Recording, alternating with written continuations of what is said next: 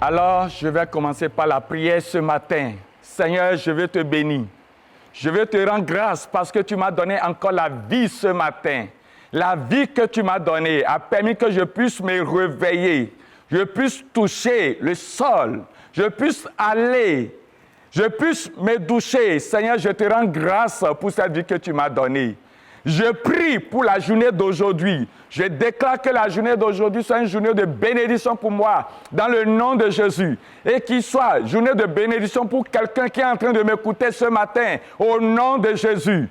Je déclare la paix dans vos activités, la paix dans votre travail, la paix dans vos foyers, la paix dans vos maisons. Au nom de Jésus-Christ de Nazareth, je prie que l'Éternel Dieu bénisse vos activités, que l'Éternel Dieu bénisse votre travail, que l'Éternel Dieu bénisse vos ateliers, vos boutiques, au nom de Jésus-Christ de Nazareth.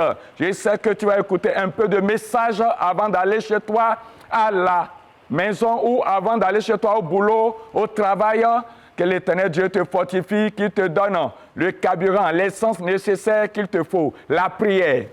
La prière, c'est rien que la prière. Nous commençons par la prière et nous terminons par la prière. Comme nous étions enfants, on nous apprenait un chant intitulé « Prière la clé, prière la clé, prière la clé de Dieu. Jésus commence par prière et terminé par prière. Prière la clé de Dieu. » Quand nous étions enfants, c'est la chanson qu'on nous enseignait à l'école de dimanche.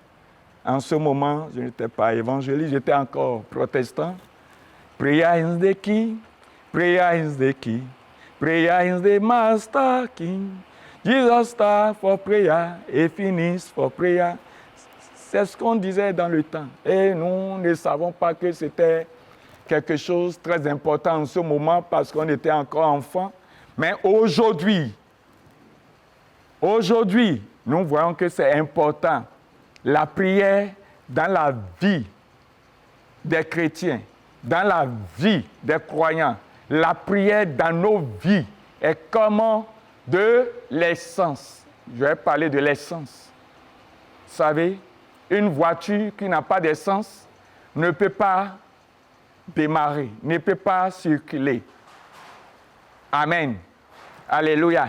La prière est comme de l'essence, comme nous sommes en train de le dire. La prière est comme de l'essence.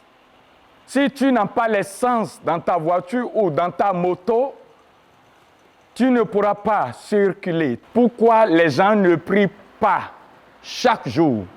Les gens ne prient pas chaque jour parce qu'ils n'ont pas compris que la prière, c'est comme de l'essence. Si vous n'avez pas de l'essence dans votre moto, circuler ou aller loin sera difficile. Je prends l'exemple.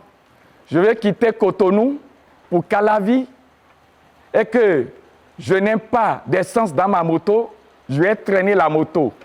Ceux qui ne prient pas, c'est comme s'ils sont en train de traîner leur vie. C'est comme s'ils sont en train d'avoir un problème. Parce que s'il n'y a pas de carburant dans ta moto, c'est que tu as des problèmes. Alléluia. Amen. De même que si tu n'as pas assez de carburant dans ta voiture, tu as au moins 5 litres de quitter Cotonou pour aller à Lomé, par exemple, je crois que tu n'iras pas à la destination. Ce qui veut dire quoi? La prière que tu dois formuler, que tu dois faire, doit être une prière assez longue pour que tu puisses avoir d'accès, beaucoup de résultats. Les gens prient, ils n'ont pas de résultats parce qu'ils ne prient pas beaucoup. Prière de 5 minutes, prière de 10 minutes ne veut rien dire. Je vois des gens, quand ils rentrent à la douche, ils passent assez du temps à la douche pour se doucher. Mais s'il s'agit de prier, ils passent seulement 5 minutes, ils passent seulement 10 minutes, cela ne veut rien dire. La quantité de ton carburant qui va t'amener très loin. Si dans ta voiture, si dans ta moto, tu n'as pas assez de carburant, bien aimé, je t'avoue que tu n'iras pas loin. Dans tes courses, tu n'iras pas très loin. Tu auras de panne en chemin. Certains prient, ils ont de panne. Ils ont de problèmes parce qu'ils ne prient pas. La prière aussi demande la persévérance. La prière aussi demande d'aller en profondeur. d'aller jusqu'au fond, de faire de longues distances, de faire des heures aussi dans la prière. Amen. Pourquoi les gens ne prient pas chaque jour? Ils ne prient pas chaque jour parce qu'ils voient déjà que la prière, c'est difficile. Ou dans les chambres, ils n'ont pas un coin ou un lieu spécial pour la prière. Si vous n'avez pas un coin, vous n'avez pas un lieu spécial pour prier, les enfants, si vous avez d'enfants, vos enfants vont vous déranger. À moins que si vous êtes célibataire, vous fermez vos portes, vous fermez la chambre.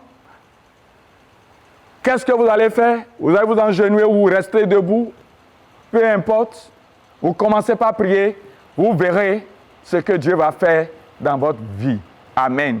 Alléluia. La prière est vraiment très importante pour nous. Les gens ne prient pas chaque jour parce qu'ils voient que vraiment ils n'ont pas le temps. Amen. Les gens ne prient pas chaque jour parce qu'ils n'ont pas le lieu de prière privé dans leur maison. Prier la nuit ou à l'aube permet de rendre ce problème que nous avons au quotidien très très facile. Et les problèmes ne vont plus exister dans nos vies lorsque nous consacrons nos temps, nos vies dans la prière. Si nous parlons de la prière, ce n'est pas parce que nous sommes des hommes de Dieu, nous avons l'habitude de prier. Non, la prière en elle-même n'était pas facile. Mais, c'est-à-dire que c'est une vie de discipline, la prière. Il y a des pasteurs, il y a des hommes qui ne prient pas, mais qui veulent entendre, qui veulent avoir les résultats. Mais nous voyons Jésus aussi passer son temps à aller sur la montagne pour prier. Ce qui veut dire, si nous suivons Christ, nous suivons réellement Jésus. Jésus, c'est quelqu'un qui prie. Il a passé assez du temps dans la nuit en prière pour pouvoir choisir les disciples. Si nous voudrons faire des choix, si nous voudrons faire quelque chose, si nous voudrons faire ou atteindre un objectif et que nous ne prions pas, sachez que ce sera vraiment très très difficile pour nous d'atteindre notre objectif, d'avoir des bons résultats.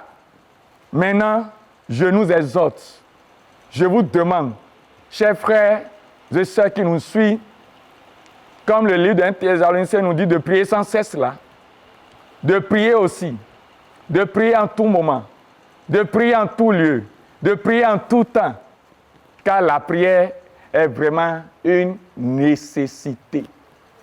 Pourquoi tu te laves tous les jours? Demande, pose-toi la question. Pourquoi je me rends à la douche tous les jours?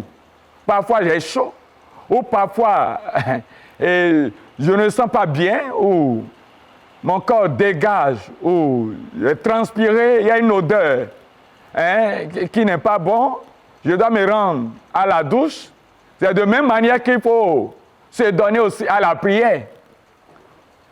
Ou pose-toi la question, pourquoi je mange matin, midi et soir, et je ne reste pas en jeûne? Bien-aimé dans le Seigneur, c'est de même chose la prière aussi. Tu dois comprendre que tu dois te lever le matin et prier quand tu as l'envie de manger. Tu dois avoir l'envie de prier aussi. Quand tu te dis, à midi, à 13h, je dois déjeuner, c'est comme ça aussi la prière. Tu dois avoir soif, envie de déjeuner dans la prière. C'est ça la prière. Tu rentres quelque part, si tu es au boulot, si tu es dans ton atelier, dans ta boutique, prends seulement 10 à 30 minutes ou 20 minutes, parle, communique avec Dieu, parce que tu es un enfant de Dieu. Communique avec ton Père, parce qu'il va te dire quelque chose. Le soir arrive, tu dois dîner aussi. Si tu arrives à dîner, sache que tu dois aussi prier. Moi, je te conseille, de ton retour de boulot, de ton retour de l'atelier, de ton retour de la boutique, bien-aimé, tu dois passer ton temps d'abord dans la prière en disant merci au Seigneur parce que tu m'as aidé à accomplir les tâches nécessaires de la journée. Et je suis du retour, sain et sauf. Pas d'accident, pas d'incident sur mon chemin, sur ma voie. Seigneur, je veux te dire merci. Tu commences par dire merci à Dieu et tu commences par prier. Tu vas voir, quand tu vas manger, même le repas que tu seras en train de prendre aussi sera...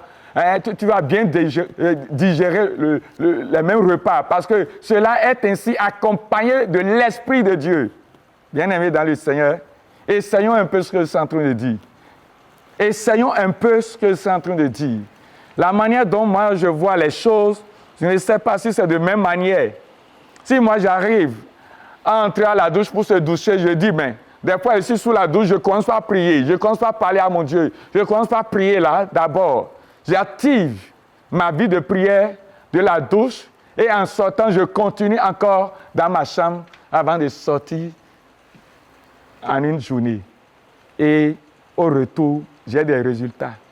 Au retour, j'ai souvent des solutions à certains problèmes. Au moins à 90% de nos problèmes est résolu réellement dans la prière. Mais si tu ne pries pas et que tu bafoues la prière, tu crois que non. Surtout les jeunes aujourd'hui ne veulent pas prier. On veut vivre la jeunesse sans la prière.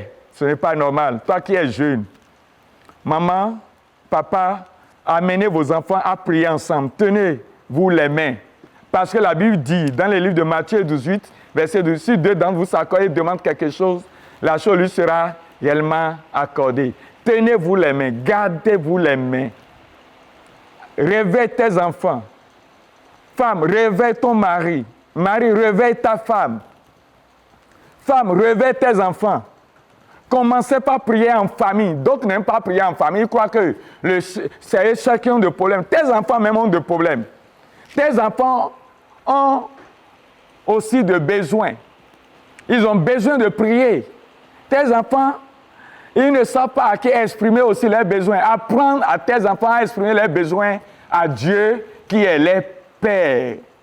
Tu es le Père biologique, le Père charnel, mais il devait avoir un Père spirituel qui est Dieu qui les a permis, qui passe par toi pour venir sur cette terre.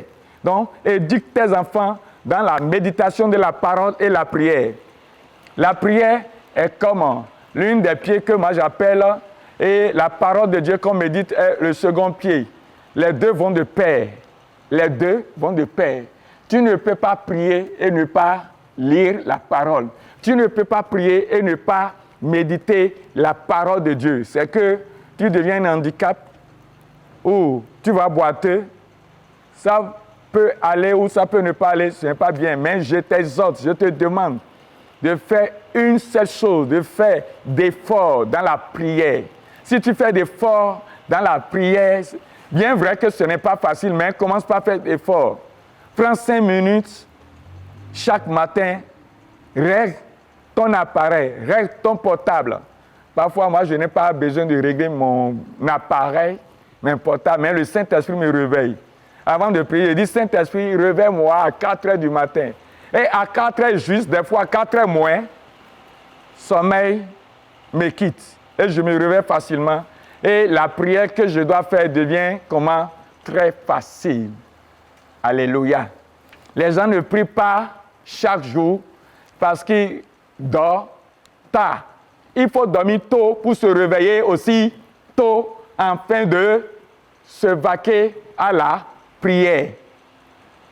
Parce que, note-le dans ton agenda que c'est obligatoire, je dois passer mon temps dans la prière quand je passe mon temps à travailler. Mets dans ta tête que la prière aussi c'est un travail. Si tu mets dans ta tête, dans ton cœur, que la prière est un travail, ça va devenir plus facile pour toi de prier. Amen. Nous irons tout à l'heure dans la parole. Bien-aimés dans le Seigneur, nous irons tout à l'heure dans la parole. Tu vas comprendre beaucoup de choses. Comment la prière est vraiment une nécessité pour nous, les enfants de Dieu, de prier. Amen. Le diable est tellement si malin. Le diable est tellement malin. Vous savez ce que le diable fait? Si tu dis tu veux prier et que tu ne te confies pas à Dieu, qu'est-ce que le diable fait? Le diable fait tout possible pour envoyer sommeil.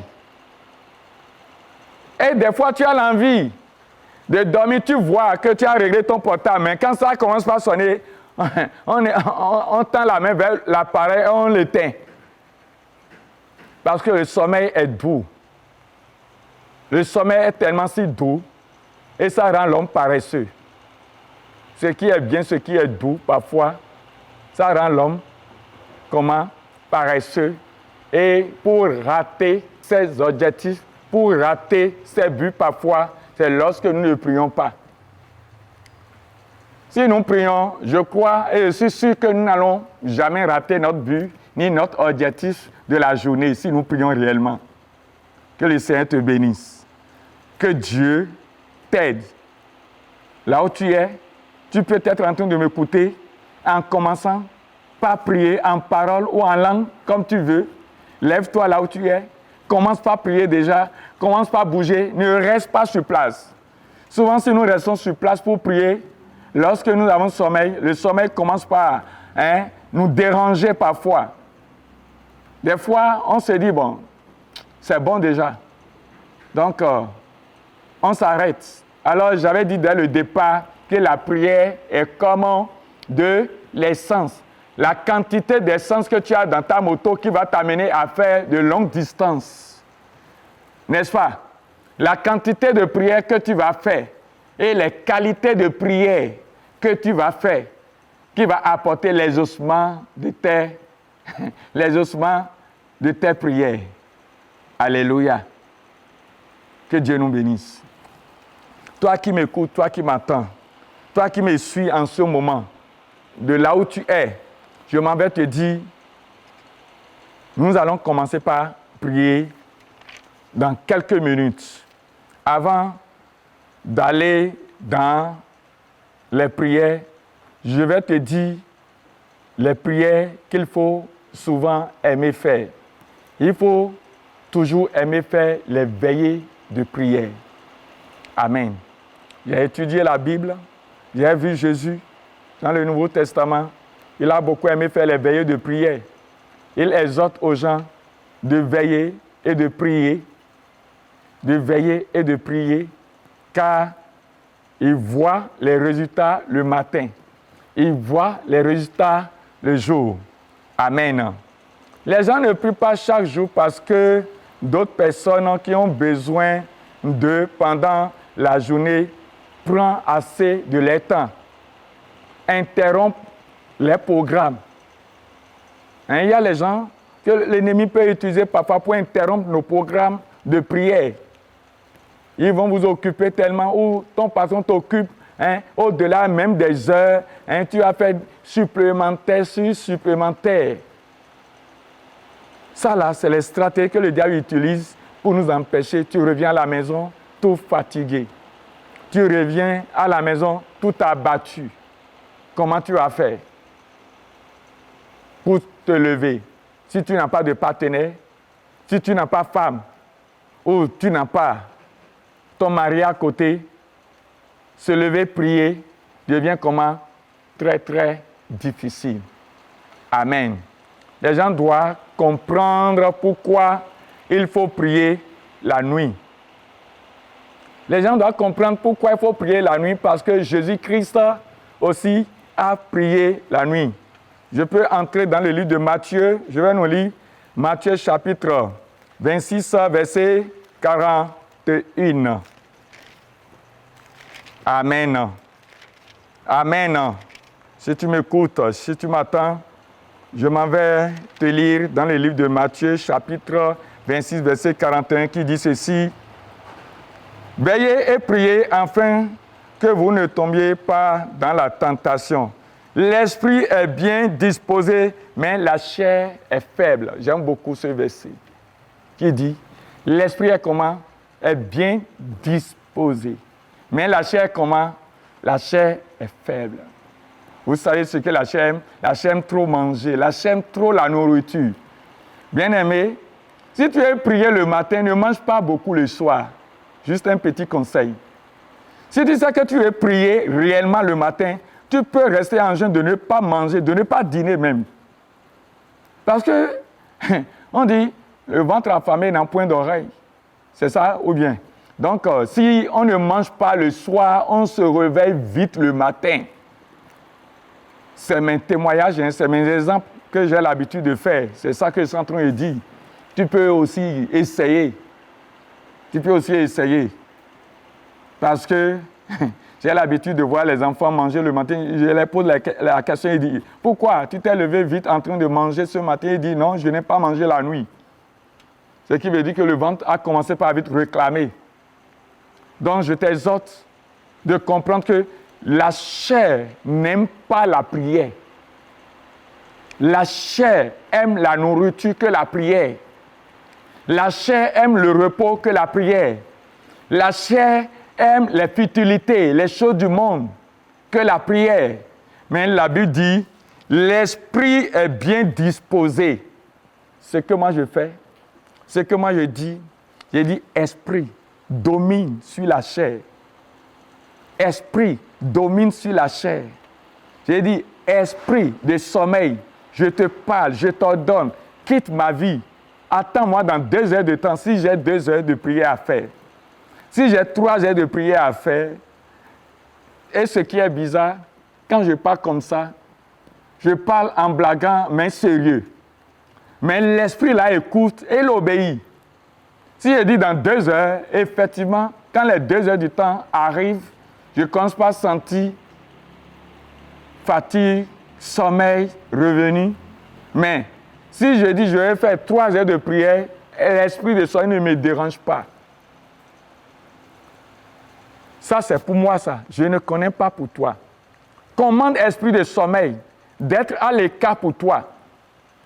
Vous savez, le diable utilise cet esprit de sommeil pour détruire la vie des chrétiens parce que les chrétiens, quand il s'agit de prier, c'est en ce moment que le sommeil arrive, surtout lors des veillées de prière. Lors des veillées de prière, vous voyez beaucoup de chrétiens viennent à la veillée, mais ils se donnent à l'esprit de sommeil. Quand l'esprit de sommeil les emporte, les chrétiens ne disent rien de bon dans les prières. Amen. J'espère que tu es en train de me recevoir, tu es en train de m'écouter, bien-aimé dans le Seigneur. Nous sommes encore en train de parler de la dévotion matinale sur la chaîne de la télévision Maranatha. Recommandez à vos frères et sœurs qui sont près ou qui sont ailleurs, dans n'importe quel pays, de suivre sur YouTube la chaîne de la télévision, de la radio Maranatha. Moi, je prie que l'Éternel Dieu bénisse cette chaîne. Que l'Éternel Dieu bénisse la télévision Maranatha, cette télévision qui nous accompagne, nous les serviteurs de Dieu, et qui bénit les directeurs, tous les personnels de cette maison, dans le beau et précieux nom de notre Seigneur Jésus. Je continue toujours. Je m'en vais vous dire, rester à côté de la télévision et regarder les films, les choses du monde n'est rien. On va passer des heures, 2 heures, 3 heures à regarder des films, mais déclenchez que vous allez prier, vous allez voir que l'esprit de sommeil va vous attaquer. Amen. L'esprit de sommeil va commencer. Et je m'en vais vous dire, à l'heure où je suis en train de vous parler, à l'heure où je suis en train de vous dire ces choses, j'ai commencé par expérimenter des nuits. Pour ne pas dire, je dois passer au moins 30 jours de veillée de prière qui me donnent des bons résultats. Tu peux déclencher 1 semaine de veille de prière, 2 semaines de veille de prière, toi seul. Ne serait-ce que rester à la maison la nuit, dis au moins, je dois faire 1 heure de prière ou 2 heures de prière. Si tu dis ça, je sais que Dieu va t'écouter. Je sais que Dieu va te bénir, va t'accompagner à le faire. Moi, je le fais chaque nuit. Je le fais chaque nuit et j'ai des résultats concrets. Que Dieu nous bénisse. Nous allons prier. Père Céleste, je recommande d'abord la télévision Maranatha en tes mains. Je recommande les équipements de la télévision Maranatha en tes mains. Que la main de Dieu soit sur cette chaîne au nom de Jésus. Qu'il n'y ait pas de panne au nom de Jésus. J'arrête toute forme de panne. J'arrête toute forme de stratégie que le diable a utilisée pour attaquer ces chaînes. J'arrête cela au nom de Jésus. Je prie. Je demande à Dieu de bénir cette maison, de bénir les personnels, de bénir tous ceux qui travaillent à la télévision Maranatha. Que l'Éternel Dieu les élève au-delà de leur entendement dans le nom de Jésus. Je prie aussi pour notre nation et je prie pour l'Afrique. La guerre qui est en train d'attaquer les Occidents ne verra pas l'Afrique et ne verra pas notre nation, le Bénin, au nom de Jésus. Saint-Esprit, épargne et éloigne notre pays, le Bénin et toute l'Afrique de la guerre, au nom de Jésus. Et que tout ce que Satan a planifié pour nous attaquer, pour nous détruire, que cela s'arrête au nom de Jésus. Merci, Papa. Au nom de Jésus-Christ, j'ai prié. Amen.